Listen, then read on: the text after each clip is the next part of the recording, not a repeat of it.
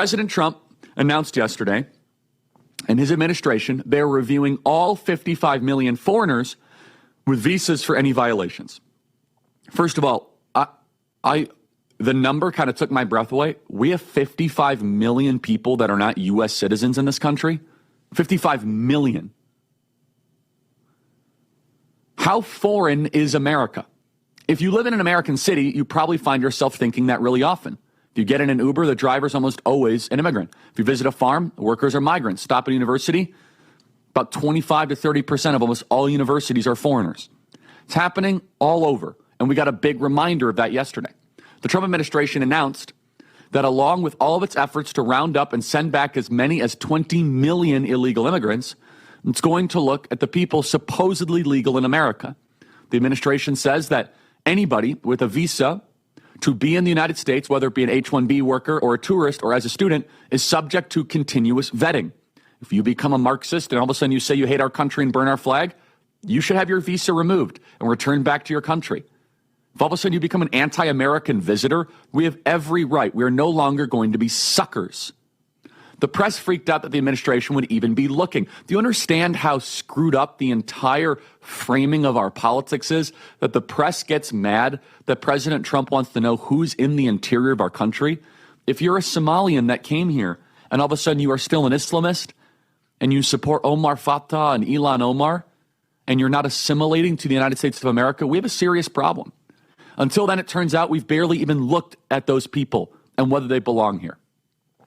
In a bombshell announcement yesterday, the State Department said that it's going to be checking for things like visa staying past the authorized time frame outlined in a visa, criminal activity, threats to a public safety, providing support for terrorism, and directly supporting in terrorism. Somalis, by the way, are notorious for running scam rings. And you know what? That sounds like something that we should have always been doing. But what does it say that we weren't always doing that? What it says that our leaders hated us.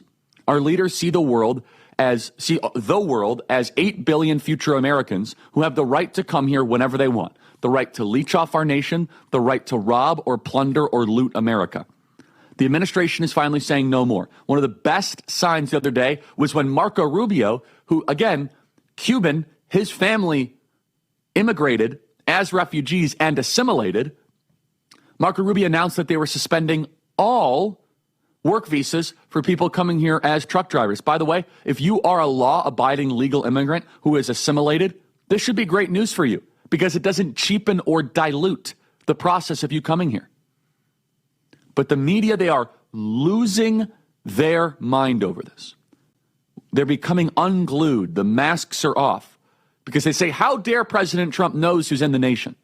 How dare President Trump says that the 55 million visa holders. Well, you get Zohran Mamdani because we never asked the questions of who do we allow into our country. You get Omar Fattah, you get Ilhan Omar, you got Rashida Tlaib. How dare we check on the visa granting process? Not only do we have any right, we have an obligation to find out who's actually coming into our country. What are they doing? Are they improving it? Are you on government welfare? Do you believe American values? Or are you just an Islamist Marxist? And we should have no hesitation that if an Islamist Marxist is here in the United States of America, we should politely say, go home. You can go do your Islamist Marxism stuff in Mogadishu. Your visa is revoked. Now, some people say, well, Charlie, what about freedom of speech? You're not a U.S. citizen.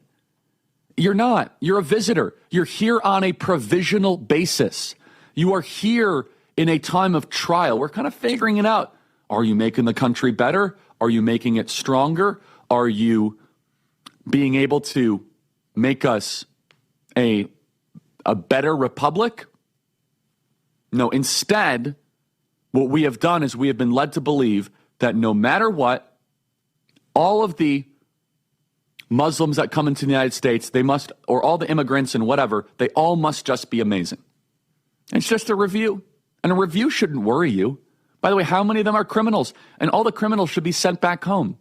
What we're getting at is a restoration of the American citizen, and the American person should always be put first. America first is not just a bumper sticker or a slogan.